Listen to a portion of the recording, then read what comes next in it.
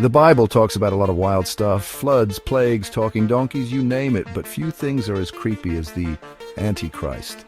This figure isn't just some dude with a goatee and an evil laugh, it's a symbol of everything that goes against what good folks believe in.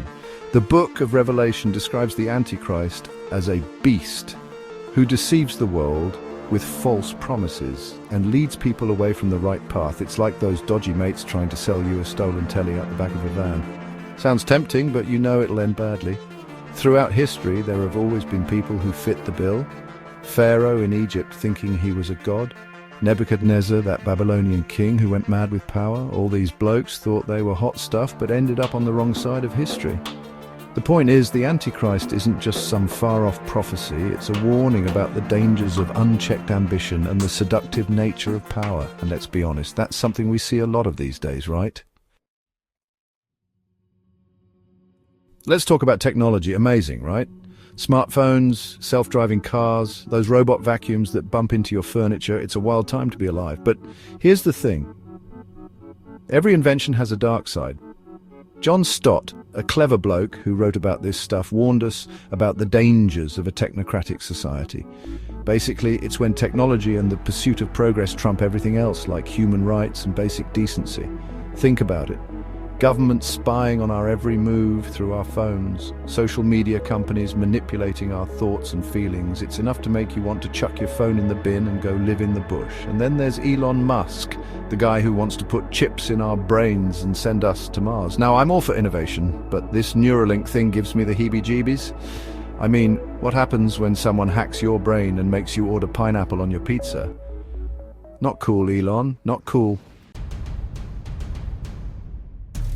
Look, I'm not saying Elon Musk is the Antichrist, but there's something about the way he talks about technology, like it's the solution to all our problems, that makes me uneasy. It's like he's forgotten that technology is just a tool. It can be used for good or evil, depending on who's holding the hammer. And then there's X, formerly known as Twitter. Remember when it was just about sharing what you had for brekkie and arguing about footy? Now it's all doom-scrolling, misinformation, and Musk threatening to ban anyone who disagrees with him. It's like watching a car crash in slow motion. You know it's bad, but you just can't look away. But here's the scary part. What if this is just a taste of what's to come? What happens when all our information, our finances, our entire lives are controlled by a handful of tech giants who answer to no one? That's a future I don't want to live in. Now, let's talk about Donald Trump. Love him or hate him, you can't deny the bloke knows how to work a crowd. He's like that mate who rocks up to a barbie, sculling beers and telling tall tales, and somehow ends up the center of attention. But behind the bravado, there's something deeply unsettling about Trump. It's the way he thrives on chaos, the way he bends the truth to suit his own agenda, the way he seems to attract controversy like flies to a snag.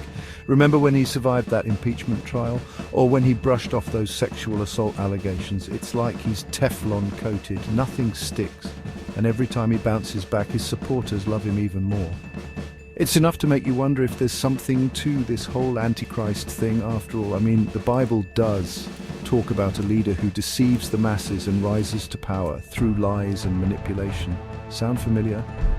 Look, I'm not saying Trump is the Antichrist, but I am saying that we should be wary of anyone who claims to have all the answers, who demonizes their opponents and who seeks to divide rather than unite. Power corrupts, and absolute power corrupts absolutely. That's a lesson we should have learned by now. We should have.